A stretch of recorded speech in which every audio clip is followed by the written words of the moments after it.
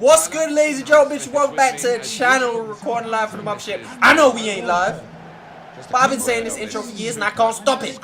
So forgive me. Getting into the first game of the episode, we're playing another top team. And again, you could consider this our toughest opposition for the season. You see, we're the top scoring team in the league now. A lot has changed. I mean, we've been on flying form. That could come to a halt right now as we play against Manchester City. It's a very strong lineup, which we touched on in the last episode. These teams play strong lineups now. Of course, there are players who aren't in the lineup who are also strong, like Aguero.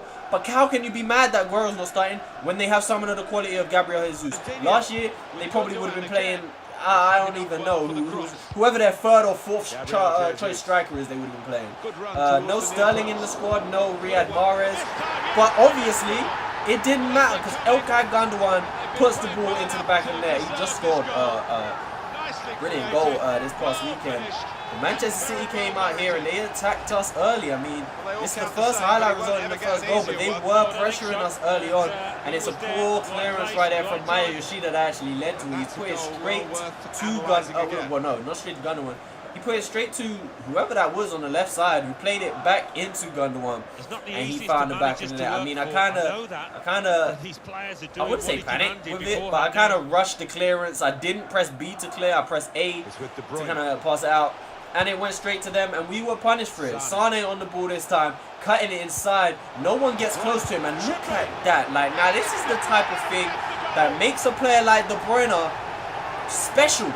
Like, it's the type of thing that flies under the radar that people don't realize. It's the little things that make the big things happen. Look at the first two touches.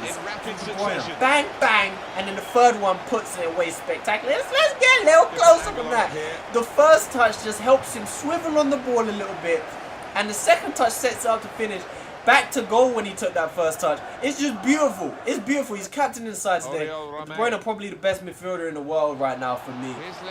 But Lamina on the ball as we try and get ourselves back into it. Good run from Gabbiadini, not tracked at all. And he is going to pull one back for us. Monologue Gabbiadini getting another goal on this fine run of form he's been on. And this is something like, this is something you have to do better for ultimate difficulty. This is the type of thing they need to be improving. Like, that shouldn't be happening. Like, Gabbiadini's made his run and he's literally just not been followed. Like, they have to follow him. They either have to follow him or they have to play offside trap. One or the other. They can't just let him run through. This is the type of thing that makes ultimate difficulty and legendary difficulty a little bit too easy, which is actually something that I wanted to touch on. But right now, a ball over the top is cut out by Ryan Bertrand. Finds his way to Lamina, who plays a sensational through ball to Lucas Vazquez. He gets past Fabian Delph, whips it into the middle, and look who is there. Look whose man's told you to go up there. But I ain't even going to complain right now. Right now, I'm going to let it slide. Because Oriol Romeu finds the back of the net.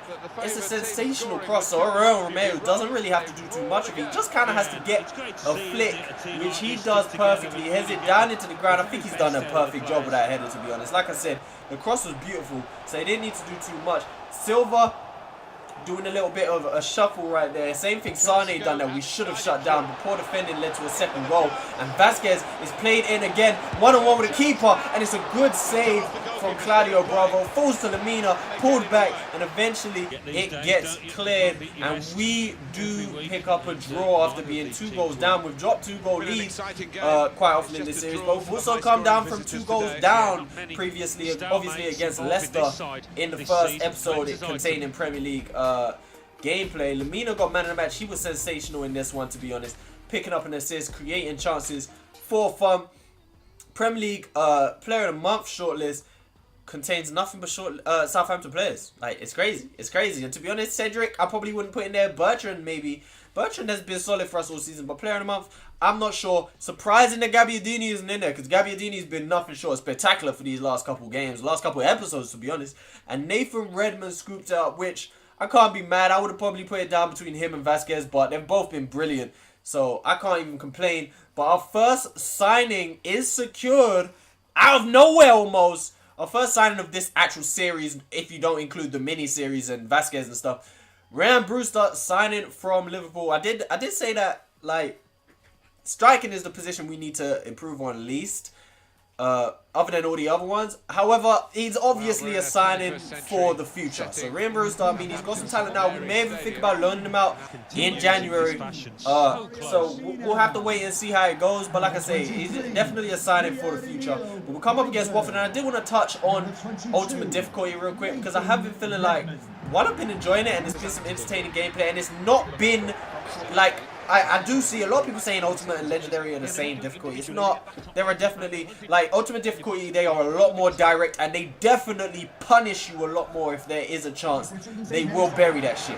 However, defensively, I'm still finding it a little too easy to create chances and score goals, especially clear-cut chances.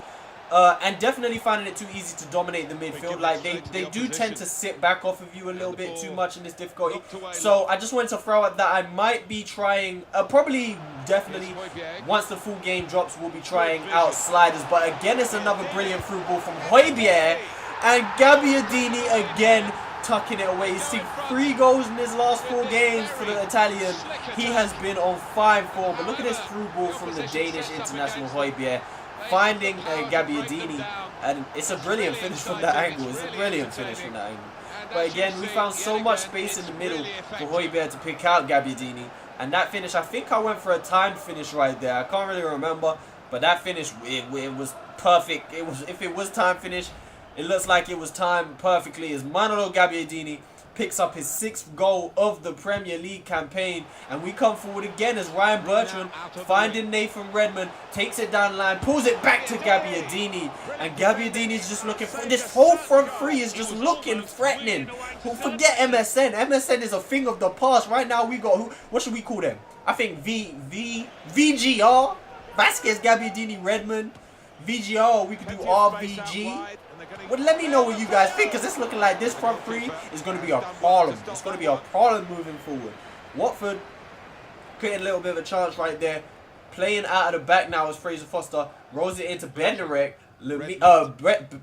Bertrand into Redmond, finds Austin, back to Nathan Redmond, and look at all the space. We've got players charging forward. Nathan Redmond into the box, cuts it back, finds Pierre-Emile Højbjerg, and Højbjerg doesn't play with the finish, baby.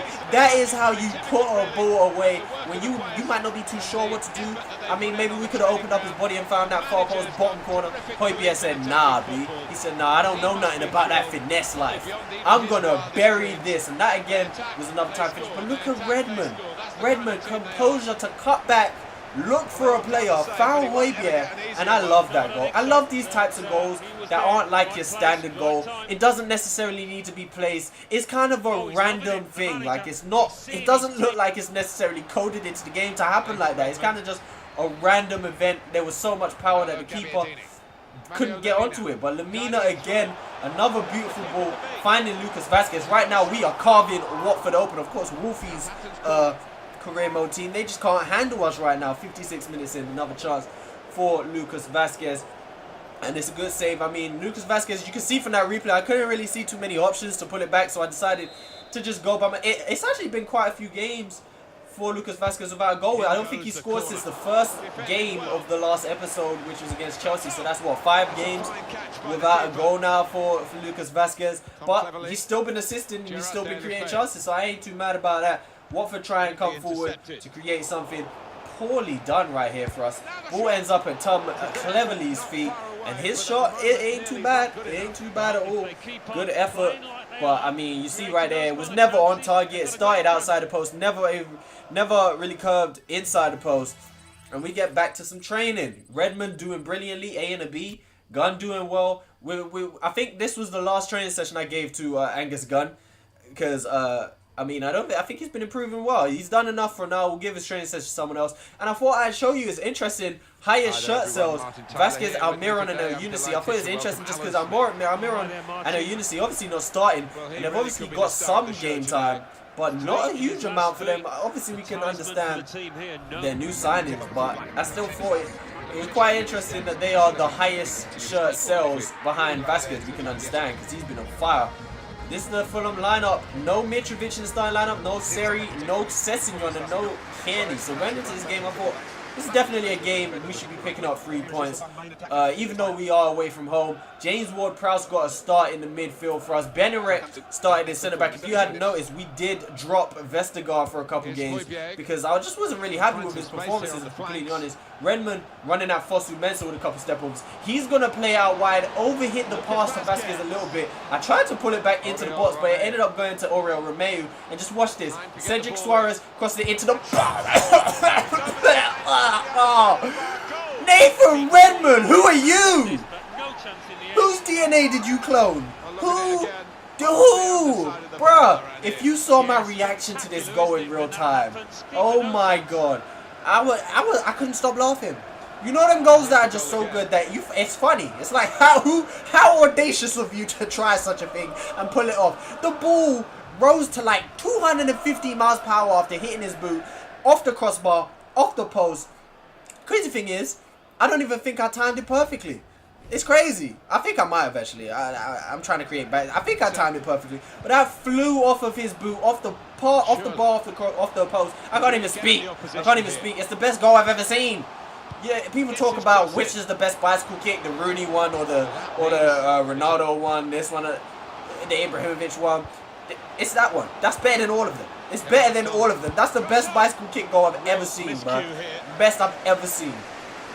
The connection, the power, the accuracy.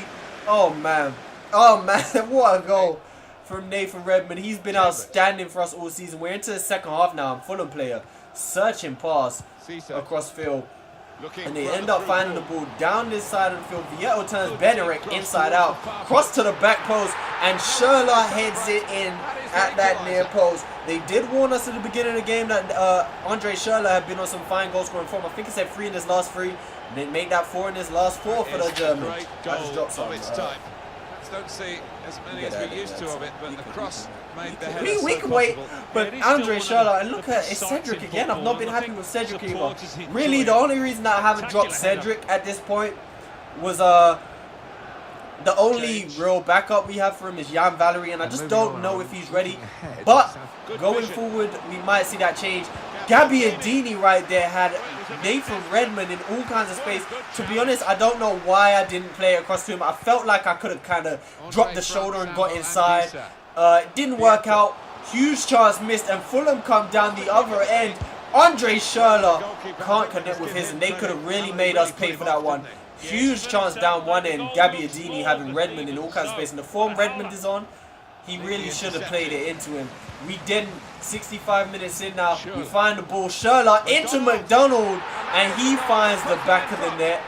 Oh man, we're 2-1 down now at the Craven Cottage. I was maybe underestimating Fulham a little bit too much, and after scoring a goal with the quality of Nathan Redmond, maybe we fell asleep a little bit because Fulham, they really impressed, especially in the second half. They started pushing us, and we find ourselves a goal down away from home at the Cottage. And like I said, they weren't playing Mitrovic, they weren't playing Seri, no Sessegnon, none of them who you would say are their best players. But the players who have turned up for this game really did turn up. Brilliant drop of the shoulder from Lucas Vasquez. Again, I love the way these guys just interchange right there, with Vasquez finding himself in almost a left wing position. But a beautiful ball played in to the man on form, Nathan Redmond, and it's an outstanding save there from Bettinelli. Strong left hand from the keeper. Again, we come forward. Miguel Almiron off the bench, and he sees someone. He sees Ryan Bertrand in behind the defense. And how's the captain done that? How has the captain done that? You would probably put your house on Ryan Bertrand to put that away. I mean, he's the perfect type. If there's any left back you want to see in that position, it is him. 89 minutes now. Yoshida gives it straight to Sessegnon off the bench, and Luciano Vieto punishes us. I mean, time was running out. I was getting angsty, trying to pass it out, trying to push it forward, and Yoshida plays it straight to him, and it's just not worked out for us. Manager of the Month award has been given to Maurizio Sarri. I find it funny that manager model actually kind of looks like him. But a player of the month shortlist again involves Cedric and Redmond. Honestly, you got me for. I don't know how Cedric is involved in that. I don't know. Diego Jota from Wolves and Andone from Brighton. You will see who wins that in the next episode. But honestly, I don't know how Cedric is involved in that. A lot of our goals we've conceded recently have been down to him as far as I'm concerned. End of the episode, we are second place. It is tight going around. There's only 3-4 points separating us and the top 10 around there. So we're not running away with it. But like I said, once the full game drops out, I'm probably gonna put my sliders into the game, because I don't want to be second place. When I started the series, I didn't want to be. I want a challenge. But the good thing is, ultimate difficulty, I don't feel is too far off of giving me a real challenge. Defensively, there's a bit of a challenge. So I feel like I won't have to put too many slides. I'll show you guys when I do it, most likely, but it will probably be like, I'll put their marking up.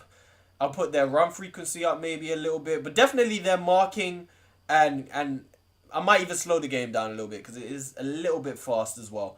But that's it for today's episode, guys. We're going to wrap it up right here. I hope you guys have enjoyed another one. Thank you for all the continued support on the channel, because, I mean, it really isn't. It's making me want to do it even more. I mean, I've been loving the series from the beginning, but there's no sign of me wanting to slow down anytime soon. We've been pre-recording and I'm loving it. I'm ready, man. I'm ready. We'll be in Season 2 in no time. Probably by the end of the week, if anything. Well, not by the end of the week. By next week, we'll be in Season 2. But, thank you guys for passing by. Stay safe. Peace.